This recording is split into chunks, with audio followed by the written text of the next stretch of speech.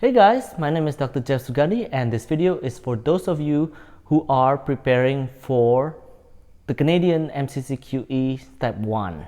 I'm going to talk to you about 5 tips on how to prepare for the test. Tip number 1, timeline. How early or how soon should you start studying for this test? For myself, I studied about 4 weeks in advance before the test, and I spent about 4 hours per day uninterrupted of study time just focused on this test, and that amounts to about 120 to 150 hours total to study. Obviously, if you need to get a higher score and if you have other activities like work or residencies, make sure you plan ahead and make sure you have plenty of time to study. I will reveal my score at the end of this video in order to gauge whether or not you need to study more than I did. But hopefully this will give you a reference of some sort. Number 2, resources. Now, there are so many resources out there. Here are the 3 resources that I use. I use Toronto Notes, I use USMLE World QBank for Step 2 CK, as well as Canada QBank. I'll put the links down in my description. And here's a little bit about each of those resources. Remember, I have 4 weeks to prepare. I studied about 3-4 hours a day, so I really didn't have the luxury per se for extra resources. I just focused on those 3. Toronto Notes, I would say, is a good resource, but not great. It's not like the USMLE Step 1 where you just need to know the info in there and you just expand. Here, there's a lot of information and it's kind of dry, so you might not want to read the whole thing. So the focus that I would suggest for everybody to use is the USMLE World QBank for Step 2 CK. And that is the resource that I primarily use. I just studied the topic in a tutor mode, and for every question, then I do the reading from Toronto Notes or from the website or from UpToDate. So I use that to study, and then I just try to get through as many questions as possible. I finished the whole QBank in that 4 week. Third tips is about the CDM, clinical decision making.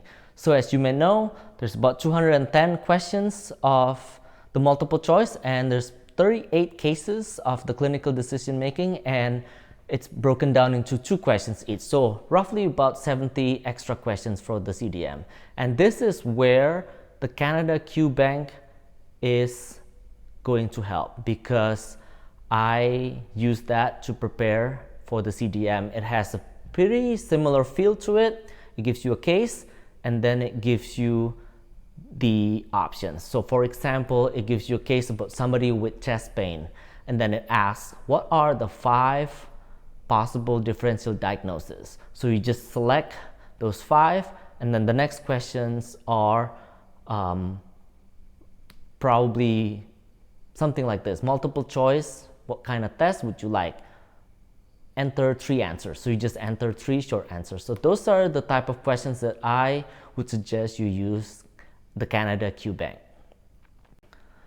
Tip number 4 is how to familiarize yourself with the population health as well as public health aspect of the exam. Granted, as a US graduate, I'm not familiar with those, and probably if you're an IMG, you're also not familiar. So what I would recommend is to read the public health and ethics aspect from Toronto Notes, as well as read these 2 resources online. Actually, one resource online, my apology, is the Association of the Faculties of Medicine of Canada, AFMC, Primer on Population Health, as well as a textbook that you can get on Amazon It's called The Public Health and Preventive Medicine in Canada by C.P. Shah. So I will put the links of those two down below.